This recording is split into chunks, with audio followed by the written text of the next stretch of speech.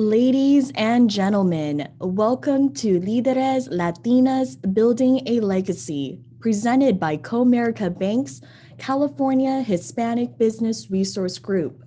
And now a short message from our partners at Comerica. Right now, businesses need more than encouraging words of support or hashtags of solidarity. Hope won't solve the economic challenges. Businesses need business. And that's what Comerica Bank is here to do. Lead business back. At Comerica, we're providing millions in resources to help drive business to our communities. To find out how Comerica can help your local business, visit comerica.com/business. And please welcome to the webinar stage, the California Hispanic Chambers of Commerce President and CEO, Julian Cañete.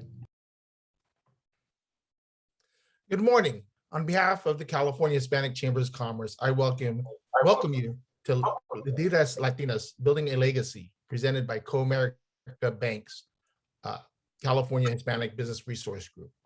For over 40 years, the California Hispanic Chambers of Commerce has served as a leading regional Hispanic and diverse business organization in the United States, working to bring the interests and needs of Hispanic and diverse-owned businesses to the forefront of both the California and national economic agendas.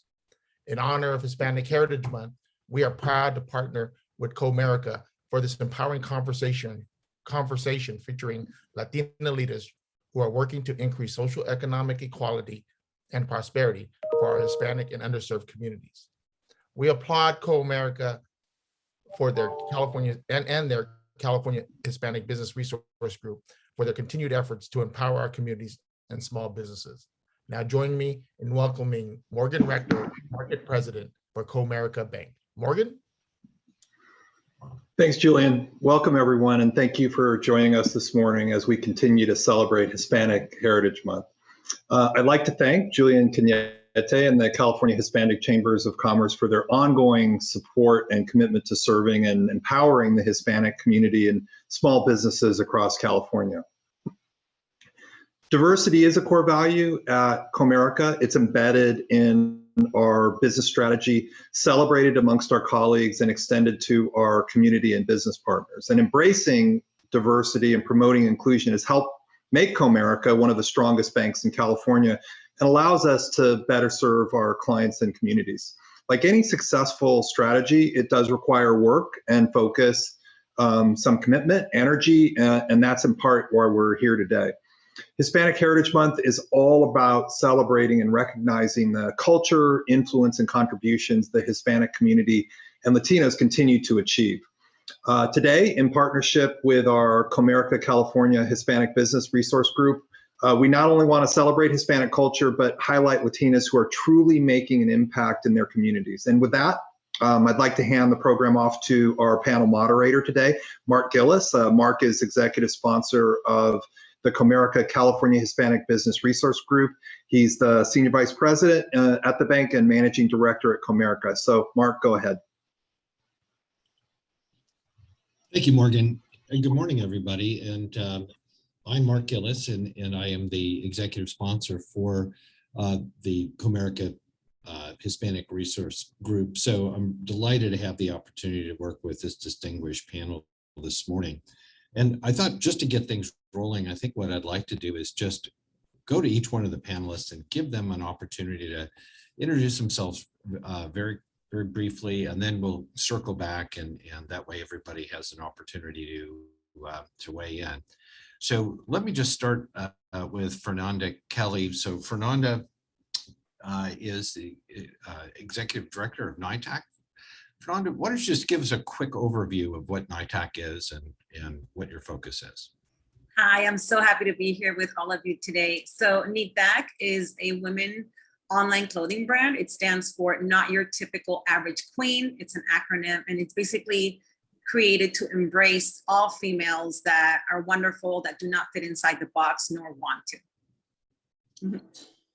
Thank you. And and we'll come back to that. And I think, and there's a lot of interesting aspects to that. But moving on, I'd like to introduce, have Nancy Maldonado introduce herself.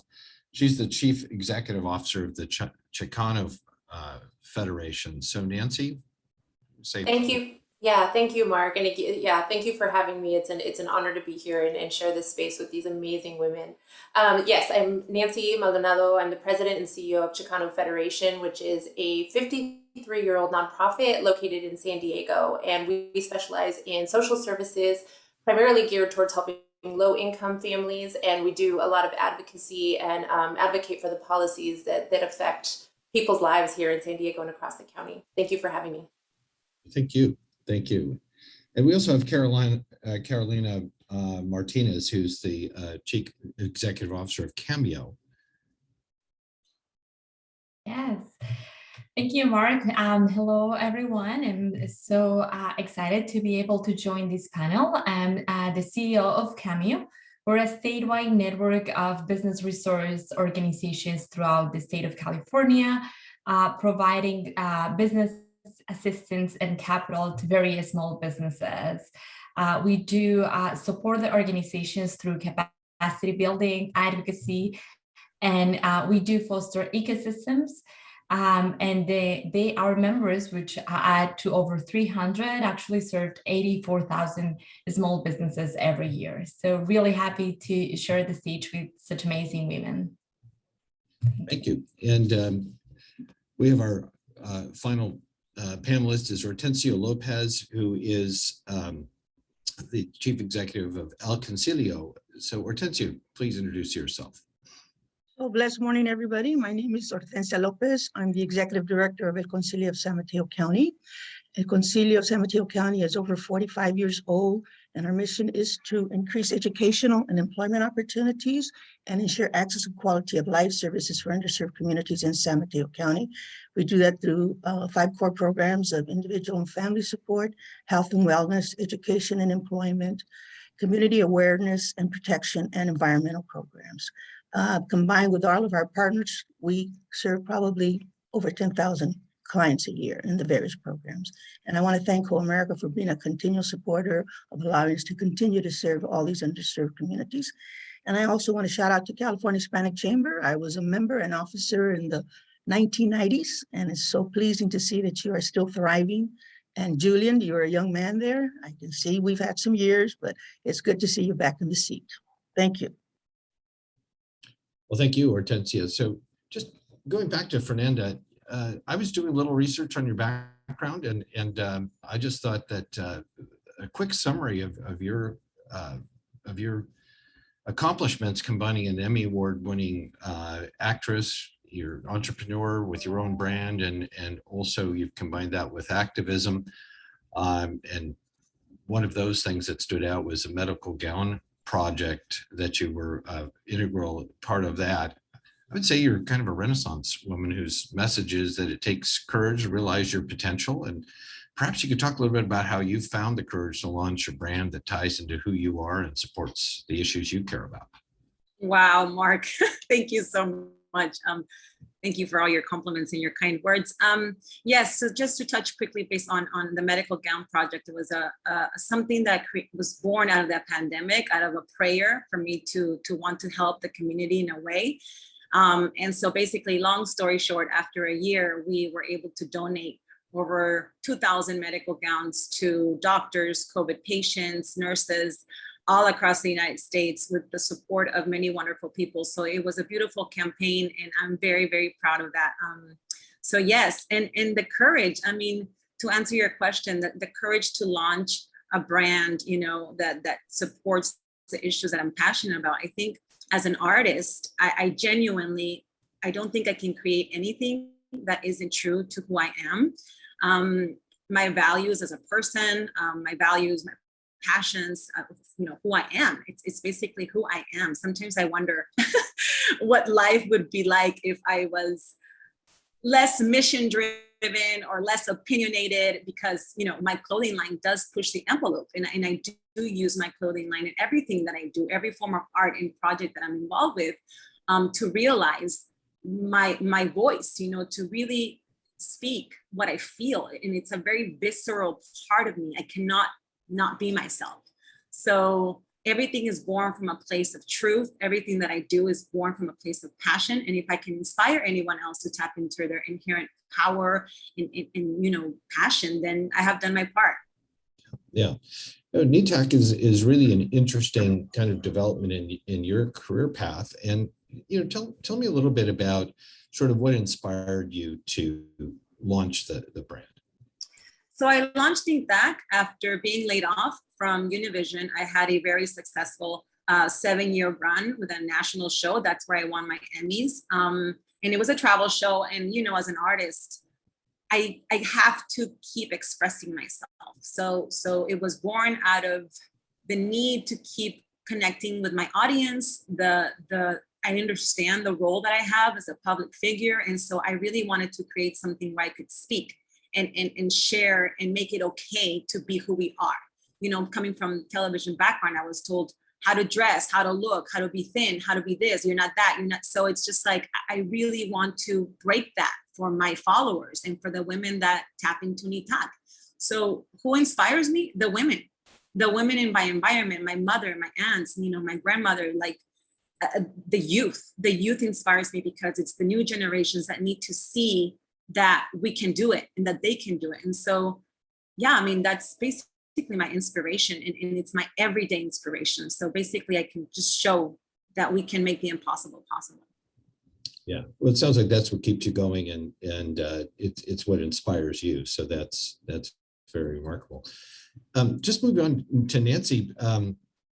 I know your personal journey has really accelerated, it seems, with the organization. I think you joined in 2017 as a program director, and now you're CEO. So congratulations! I think that's fantastic news. But your background is really, I think, when you look at it, it's interesting because it's health and wellness. I think is sort of the foundation of your experience. So tell us a little bit about how you evolved into the current role, and how does your past experience sort of tie into that?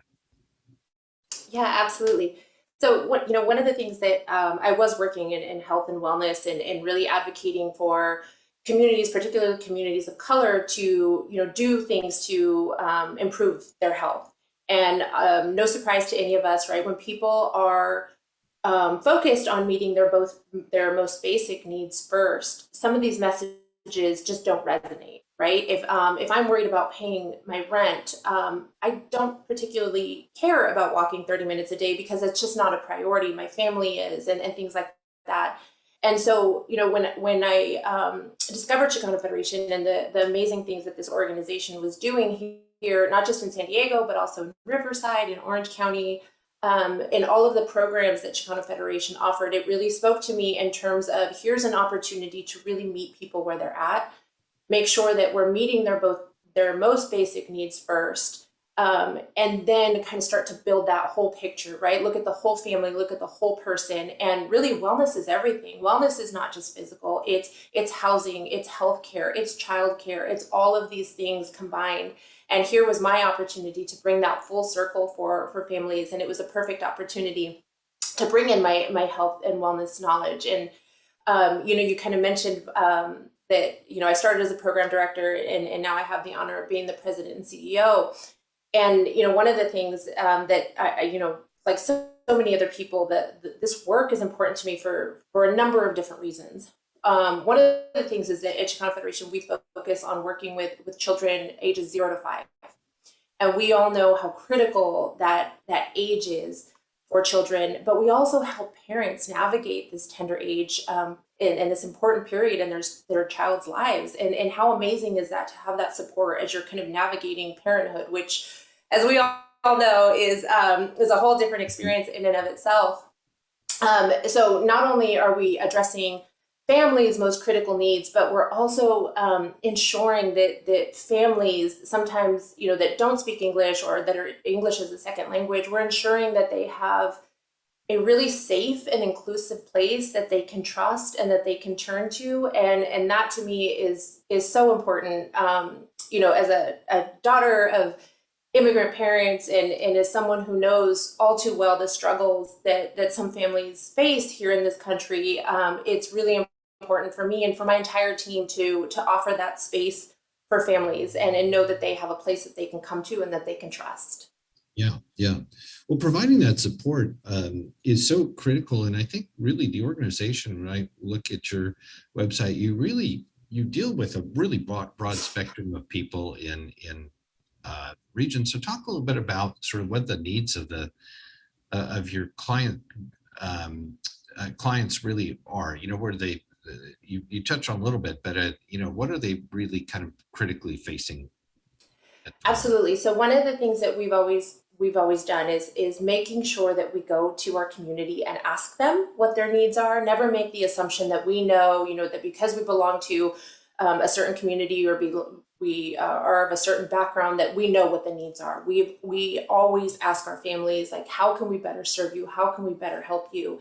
And in San Diego, which, in so many places in California, housing, that's critical. So that's one of the first programs that we got into was affordable housing. I mentioned early childhood. So we have subsidized childcare programs. We have early childhood education, childhood nutrition, and then a really robust workforce development program that has really come to life during COVID-19 and helping so many women to develop their own small business. And with that and with the pandemic, there has been so many opportunities to expand the workforce development program, and Comerica has been a wonderful partner in that. And I'm happy to share more when it's appropriate about these programs that we've built and the ways in which we've helped women during COVID-19. Yeah. Well, thank you. That it's very inspiring, and I think really an important mission that you have. So, Carolina Martinez, Cameo is really an interesting organization to me because micro business, when you think about it, is really where all businesses start, I think, at some point as micro businesses. And so talk a little bit about the importance of micro business and support that Cameo offers to assist them. Sure, thank you. And I think that's absolutely true. All the businesses start very small with one person doing pretty much everything.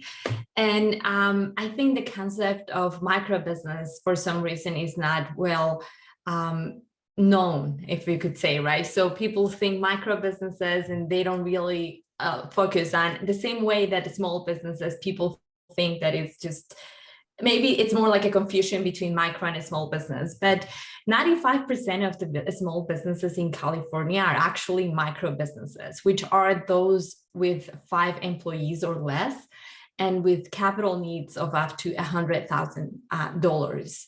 So that is actually the majority of what the economy has been built on. And what we are really focusing on, my experience has been really to talk to these micro businesses in a way that they understand how to strengthen their infrastructure so they can continue growing. So obviously our goal is for them to feel comfortable enough to continue growing, but they do need a set of services that are very important to become an entrepreneur, right? So a lot of times you're talking, especially in communities like our Latina community, where they don't feel like I'm a business owner. Like, no, I just have a small business on the side. So no, you are a business owner, even if it's only you. So just changing that mindset and really getting them all the tools and resources they need to succeed is exactly what inspires me and gets me going, because it's like a mindset shift, right? We have to really get to the root of it. And with the Latino community specifically, it's a very entrepreneurial community. We do see businesses popping up front and center. We're the fastest community starting businesses in the country, and definitely just providing those tools is something that is important. However, it's not only like capital, or it's not only one thing. It does require a lot of support, and we do talk a lot about like ecosystems of support. How can we really build that ecosystem to provide the technical assistant, which is a very odd word to call like coaching or business help, the capital, but also the connections. That is one of the biggest challenges we have with the micro businesses. We don't have the connections to raise the funds, to really raise the capital, or to find the right market for them. And we also have climate, which is more towards what the policies are, right? Like what the policies are friendly for small businesses, are really helping you grow your business and help continue. And the culture is how your city or your town is really business friendly to help create new and foster new small businesses. So definitely the micro concept of this, and we talk about micro lending as the same way, down over less than $100,000 loans. And it is really a concept that we are somehow continue to support, but moving away of the concept just because it's hard to understand, but the majority of businesses are in that frame and that range.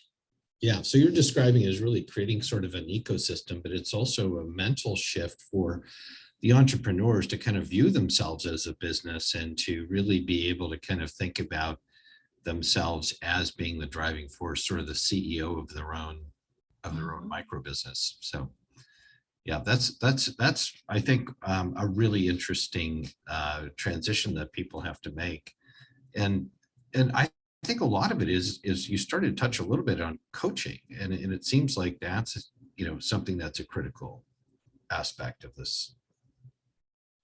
It is, and I would just say on that is usually small businesses feel like the capital is what they need most, and a capital without coaching is not gonna be as effective as if they really would have all the support they need.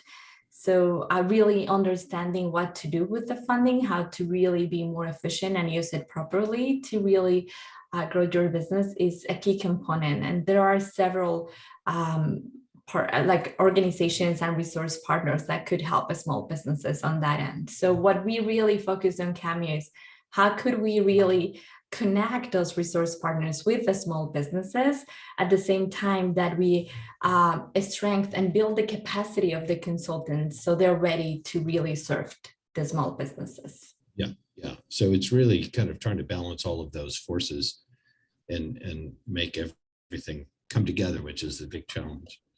Thank you. And so I'm going to turn to Hortensia Lopez.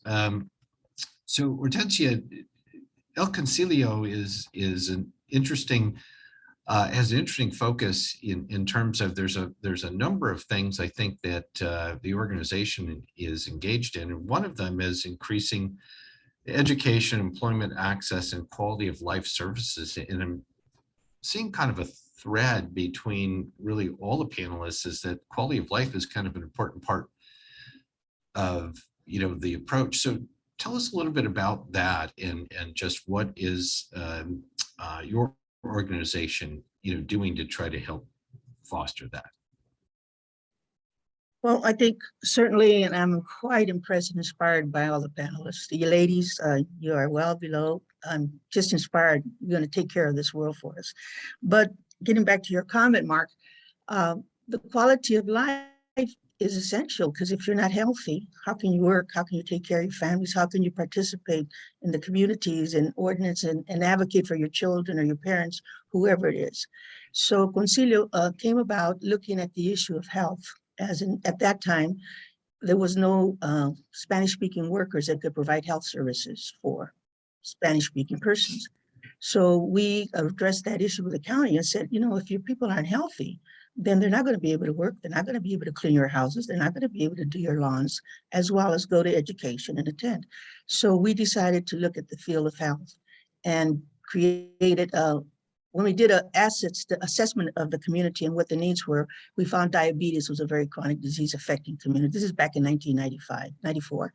And with the state, we did a study and we demonstrated the need to address diabetes, and in fact partnered with the county of San Mateo to create the first diabetes clinic that we call Nuestro Canto de Salud. And then it became an issue of, well, we know you're not deliberately not wanting to serve our communities. Why don't you hire Hispanics? At that time we were called Hispanics, now we're Latinx. So they said they're not there to hire.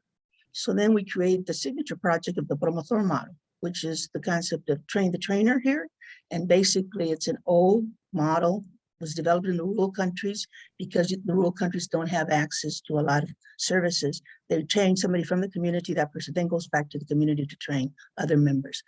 And with that model, we were able to develop a pipeline for the county to begin to hire people in the medical field, either as promotores or some even nurses, technicians, everything we needed to make the clinic work. And so we created a two-tier model of education and intervention of services. And the other thing that the county liked and we understood was it was saving them money because people were just going to the emergency room and it was very costly versus utilizing clinics in the community. So that model allowed us to shift it over to there and to help staff them. Again, if people aren't healthy, how can they take care of their families? How can they work? How can we help businesses? How can they start their businesses? So our model is to take them from a deficit prism and put them into look into their inner assets and develop them. We created the promotor model, became institutionalized at the local community college. And then we created an internship program with it. We've graduated over 350 people. And that's just for the promotor. It was a great model that we made it a multicultural. And from there, we graduated about 200 people. Wow, that's remarkable.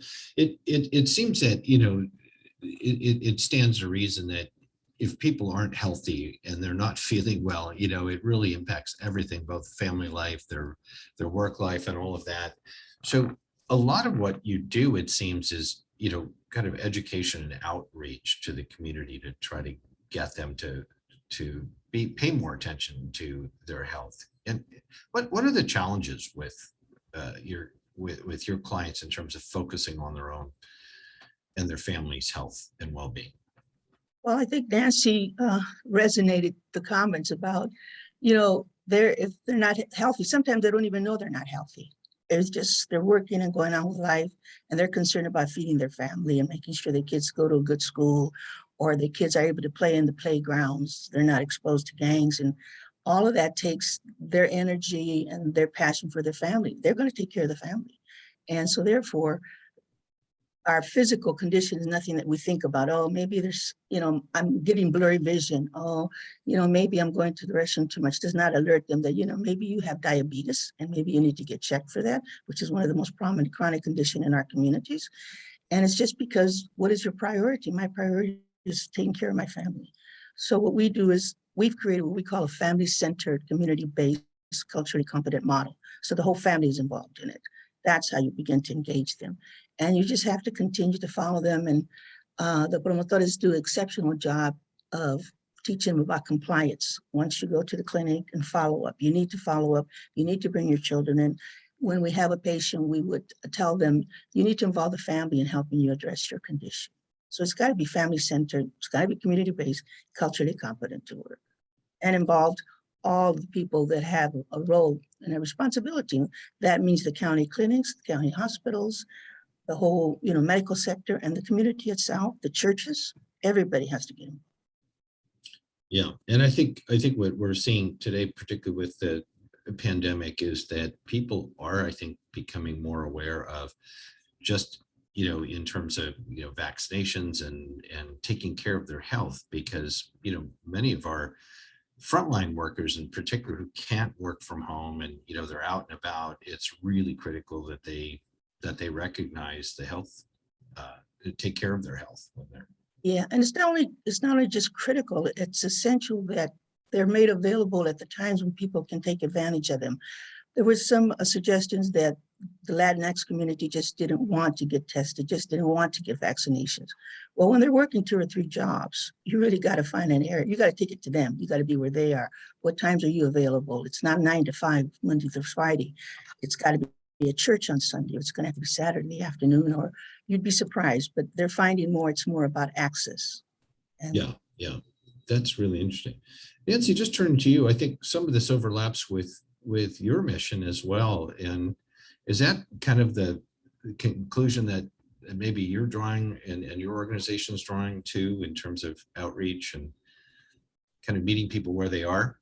Yeah, absolutely. I mean, I think that one of the things that we all know to be true is that there is not a lack of will or desire or talent in underserved communities. There is a lack of resources and investment.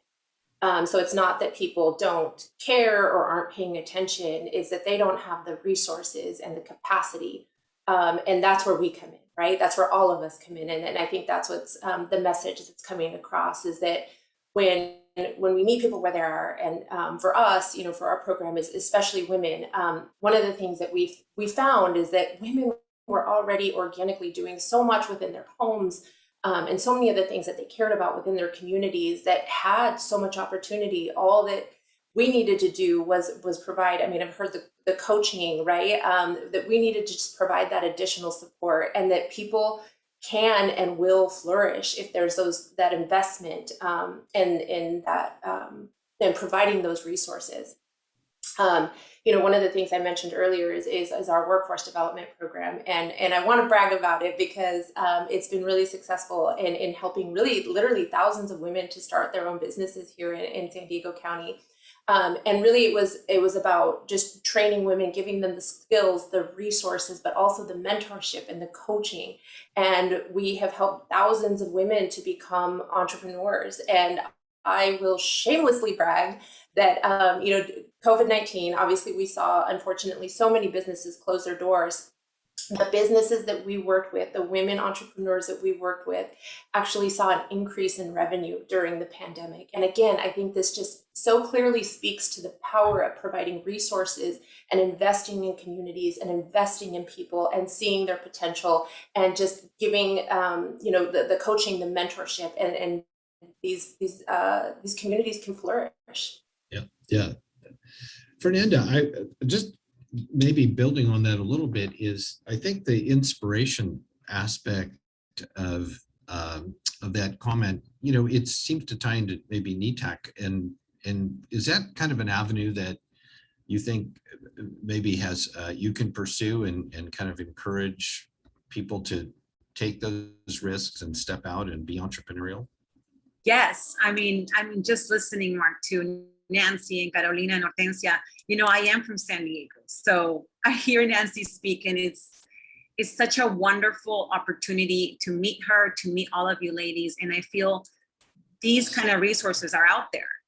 We just don't think that they are available for us as Latinas, or as Carolina was saying, like, we don't believe yet that we are the CEOs, that we are the business owners. And I think a lot of that has to do with the way we were raised, or in the communities that we were raised, those insecurities that we have. I'm going to speak for us as women, as Latina, the confidence, the lack of confidence usually comes from our childhood. And we were talking about the wellness of ourselves and our families. It really is our circumstances that, puts that in our heads. And so my advice to women, or my hope for women in Latina women, is to really understand that we just have to go for it, that we have whatever it takes. And it's okay if we're going to be stumbling. It's okay if we're going to fall. We just get back up. We are a resilient race. And we are, like, women are so resilient. Hence my brand, Con Ovarios. In Nytec, I created this. It's trademark, because it's not that we have ovaries or we don't. It's not the physical part of our bodies. It's that we have this life force as women and as Latinas, that we can create anything we want. We just have to go for it. So I'm so excited to meet these ladies. I can't wait to connect with you, because myself, I can use this help. So this is wonderful. So wonderful. Yeah. So Carolina, I think when we were talking a little bit earlier, we talked about the networking aspects. You touched on that. And I think that, now with Fernanda and Nancy and Hortensia, I think you're seeing that you're developing our own network here. Maybe we talk a little bit about, Carolina, if you would, sort of imparting kind of the importance of having a network for a business owner, and developing that, and being able to access the things that you need to access as a successful business owner. And I can tell you how excited I am. It's like I was hearing my fellow panelists and these ladies, and I was like, oh my gosh, this is definitely, we need to connect. But just that connection that we are hearing here is something that we need to be very conscious to bring to all the business owners, and women business owners especially. We are not alone. And that is the concept that we have to really get ingrained. So when I was talking earlier about that mindset shift, it's the same thing. It's like, you're not alone, you are enough, you are the CEO of your business. So it's like getting that kind of, and it happens to all of us. It happened to me even. I got to CEO and I still didn't believe it until years, right? So it is kind of like really getting us to where we feel comfortable. And definitely it's not going to happen on our own. The small business owners and tend to feel very like, oh, I have so much on my plate. I'm doing so much. I'm doing the sales, I'm doing the product, I'm trying to get the finances in order. I need capital. They forget the most important piece, and is taking care of themselves and just go out and sell. I never consider myself a salesperson, and that I think is one of the biggest challenges that the majority of the small business owners have, because they feel like they have to go out and it's true, you have to sell your product, but it doesn't become a burden because you believe in your business, you believe in your product. So you're not selling anything, you're just sharing what you believed in. And that is an aspect of the networking piece. In my experience with the small businesses, I've had a lot of like mentoring into how to better take advantage of networking opportunities. It is kind of like, oh my gosh, what do I say? How do I start?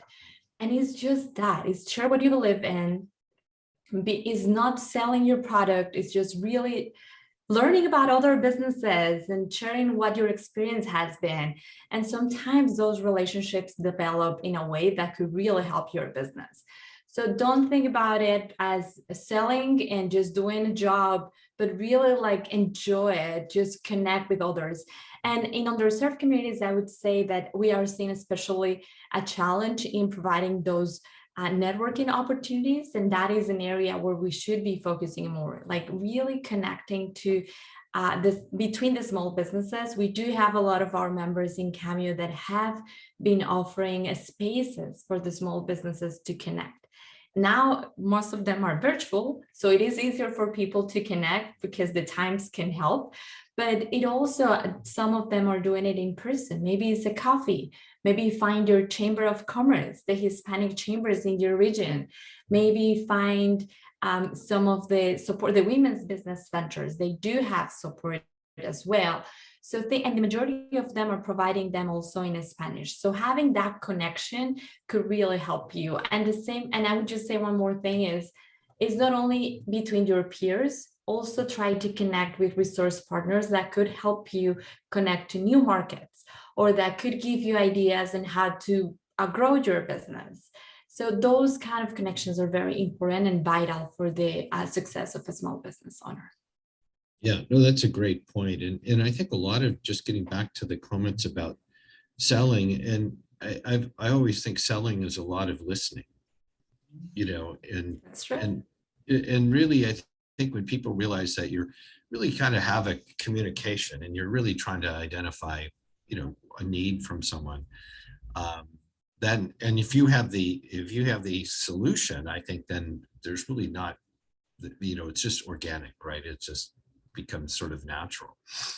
But it is interesting though, because I think a big part of the challenge here is really outreach. And Hortensia, I think we were talking a bit about that, kind of meeting people where they are and sort of being able to, you know, deliver services or craft your message in a way that it can be received where people really are. And talk a little bit more about that and just how you and your organization, you know, accomplish that. So, you know, our youth are our treasures, our children, our future. And so it's very important that we work with our youth.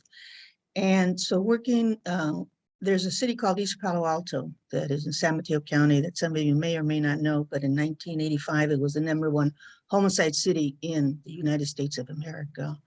It's changed a little bit, now it's Richmond, but nevertheless, we were challenged with trying to deter our children from, you know, gang involvement and drugs and all the negative things that could happen. And we were trying to figure out, well, what can we do? How can we deter them? Because obviously something's not working. You have this adverse relationship with the police department, they're being picked up, they're being arrested, etc. And finally it occurred to us that maybe we should just ask them, what do we have to do to deter you from these activities? So we had what they call a meeting with them, and we talked with them, and we did an exercise. We asked them questions, and it was really almost embarrassing to us as parents and adults when they said, well, it's no rocket science. If you really want us to deter from gang activity and be involved in drugs in the streets, we need jobs. And that was like an enlightening, for us, that's simple. And then, we recollect when we were growing up, me having a job, coming from a large family and helping the family made all the difference in the world. So we created a program called Sponsored Employment. And it's a relationship-based employment where we raise money every year to hire 100 youth between the ages of 14 to 24 with barriers to employment. So it's very focused on those that can't get a job either because they've been involved in the judicial system, a young girl is pregnant, there's other status for immigrants that they can't work. So that was what that program was focused on. And we've been doing that every year. We've done it for over 1,000. And additionally, we do workshops for them around interviewing, around resume writing, around even considering business as an option for them. Well, I think what shows we met them where they were, they told us what they needed, and then we worked with them. And then we created a level of peer employees that would work with the youth now. So themselves were moving up and developing leadership, and they are now the ones helping us run that particular program. It's a partnership. So that's an example, maybe small example, but we think a very effective example. We've seen the deterrent from that city. I mean, the reduction of gang activities, of homicide, of even more control over the drug. Yeah, no, that's an amazing story, and it's just so simple. It just comes from talking to people and getting their input. And it seems obvious after, in hindsight, that it wasn't so obvious, I'm sure. Right. Exactly. So, and going back to, Nancy, I think, when you look at the broad range of the services that you provide, I think youth is also a focus of the organization, a big part of it. And tell us a little bit about that and maybe where you see some similarities across the spectrum here of experiences that people are sharing. Absolutely. So, earlier I mentioned that we focus on children 0 to 5, and it is such a critical age. But we not only focus on the children and making sure that they have, quality care and that they're getting the education, like a quality education, but we also help parents during that time, right? So one of the programs that we're heavily involved in is subsidized childcare. And, so we can provide the care, but we also need to do our part to ensure that we're providing the resources to parents during that time. Can we help them go back to school or, get the skills that they need to get higher paying jobs or to make a career change? Again, let's meet people where they're at, looking at the whole family, figuring out how we can empower this family so that they no longer need our programs and services. That's the ultimate goal. And for me, again, it's so enriching because, as a parent, I know how critical the 0 to 5 age is, not just for children, but also how hard it is for parents.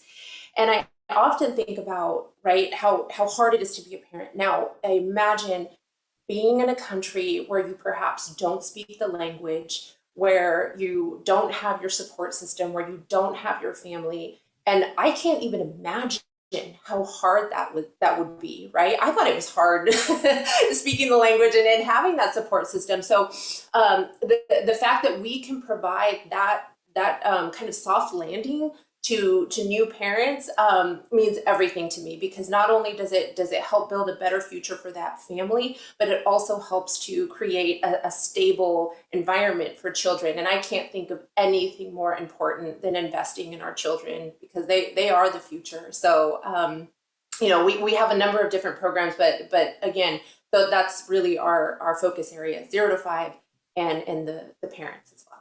Well, and it's really kind of, I think, focused on empowerment and creating an independence and an ability to be self-sufficient, which I think kind of ties a little bit into sort of, Fernanda, what I think you're what Nytec is all about.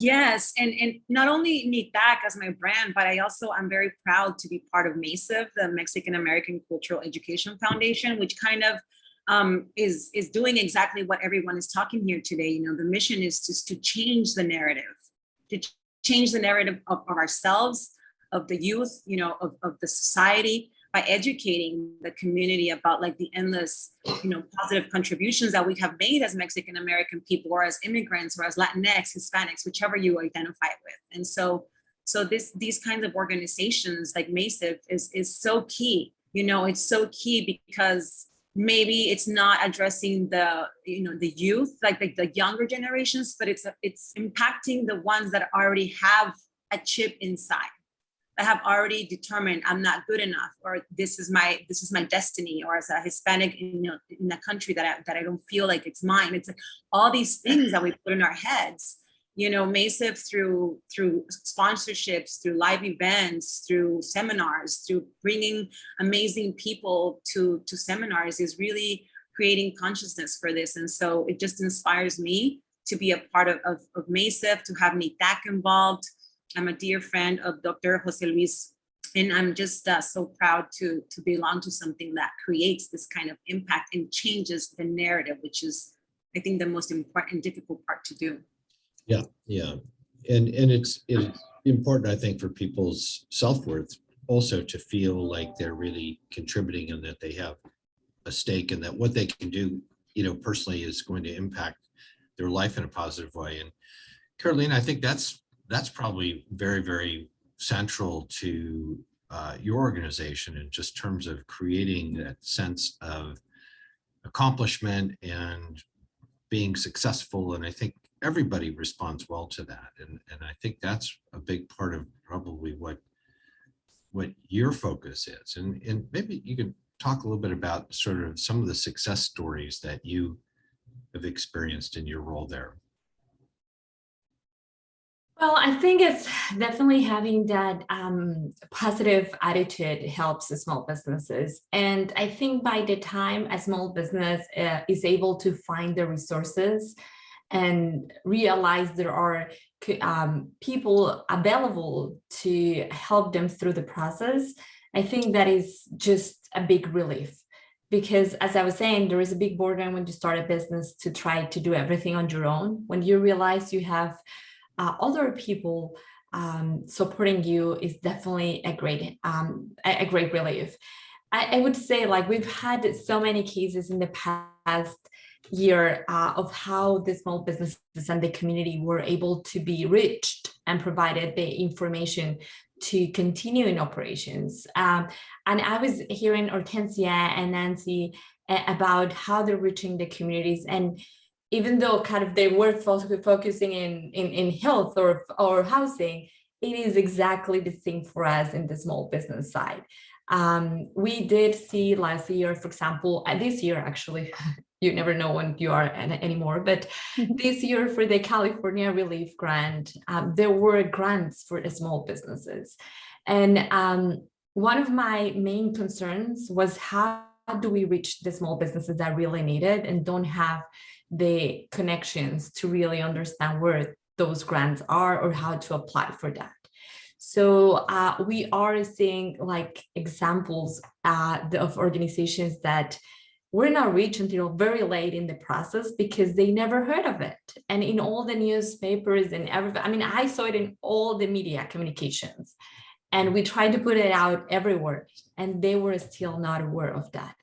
So being able to really connect with them is great. I'm seeing like we do have small businesses that were able to find out about the information, but didn't have the technology to really process applications, right? So we did have one of our members in Fresno, for example, doing a scan drive-through, like if you can say that. So they literally took their scanner out to the parking lot, and people were coming in their cars or walking in the parking lot and just getting all the documentation scanned to be able to access the grants, to apply for those. We were seeing people going to pop-ups, right? Like Sundays. We do have consultants really keeping flyers in their cars to really go to the pop-up of the fairs or anywhere that has small businesses to be able to tell them about the resources available. So I think it's at this point is really having, and I've received messages from some of the small businesses like really like thanking me, which I really feel odd because I don't feel like I should be thanked, because it's just showing them that we can make it, right? Like you can bring the resources to the community. And that's not the purpose of my job, is really making sure that everybody's aware of that. But it gets you to that point where you feel like it's so important, that representation and that seat at the table, to be able to really talk about what the needs of the communities are. So I feel at this point that some of the successes we've had with the small businesses and getting some of them through the PPPs, the famous SBA PPPs by now, or the relief grants, or those loans, really gets you that sense of achievement and fulfillment to feel like, even though we couldn't save all the small businesses, which is kind of the sad part, and we still have very clear that there were a lot of businesses that had to close down, we were happy that our network was able to help the small businesses, that some of those small businesses, and a majority of them. And I think also one of the silver linings, I would say, is that now there is a more conscious idea of providing bilingual and bicultural resources. People realize that there was so much need in our Latinx community to really continue and reach the information in their language and their culture. And I think that is one of the things that could be I would think that's one of the successes of all this, is really silver linings of getting clear idea that you have to have everything in different languages and really be appropriate to reach those communities. Yeah. Well, and it brings up resiliency, and I think we're coming close to 10:50, but maybe just a final thought from each of you. And really, I think that resiliency is a big part of being successful, not just in life, but in business and everything else. And I know, Fernanda, when you talked about how you launched Nytec, and you said, well, you were basically out of a job. And I think that is how so many people start businesses. And, and not everybody's successful the first time out. That's the other thing. And so resiliency is really, really important. And Fernanda, maybe just a closing remark on sort of how you feel about your own resiliency and what maybe you've also experienced with other people that have crossed your path in life. Yes, thank you, Mark. This makes me tear up, because I actually have a shirt that says I am resilient. And it was created because I am resilient. My people are resilient. And I feel that we just need to tap into that knowing. We just really need to understand that we have it inside already, and that we have the capacity to create magic, to make our dreams come true. It's not going to be an easy road, but then again, like Carolina was saying, I believe, is if we really want it, we can create that seat at the table. If we really believe, then we will. The only thing is that we just cannot give up, right? There's no small step, there's no small voice, there's no dumb question. We just have to keep on going and believing in our dream. And I know, I can guarantee you that we will eventually change the narrative. So yeah. I'm just so excited to be here again. Thank you so much. And Nancy, I think that's probably a theme for your organization, is just, there's, I'm sure, just countless stories of people who've, had to pick themselves up again. And I think, maybe that is something that just your closing remarks would just be oriented towards the resiliency of your clients. Absolutely. I read this one time, and it really kind of made me think of it a little bit different. Like, I dream of a day where our people no longer have to be inherently resilient, right? Because we have those opportunities, we have that investment, we have that support, where we're not like kind of expected to be so resilient. And it made me think of it different. And yes, that is so much of what powers us and fuels us. And I dream of a day where we don't have to ask for a seat at the table because we've built our own tables. And I dream of that day where our communities, our people have the same opportunities as everyone else. Yeah, yeah. And Hortensia, I think, your background over the years, I think in the various organizations that you've served, I think that that's also probably a theme that you can speak to in terms of, the people that you've helped and the organizations that you've been part of. Yeah, well, and before I do that, I want to throw it out in here that nonprofits and community-based organizations are small businesses too, and they were part of the community.